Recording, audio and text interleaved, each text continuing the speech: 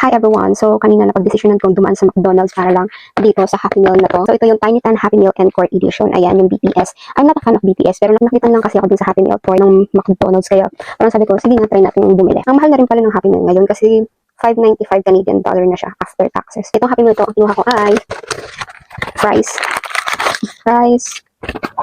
nuggets, 4 pieces nuggets. Tapos may ano siya, syempre may yogurt.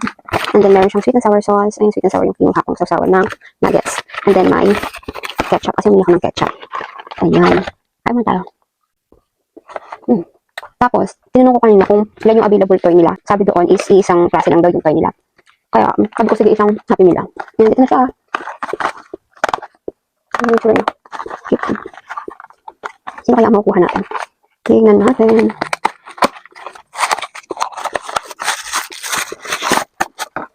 Yes. Thank you. Tingnan niya. Thank you. Si Suga.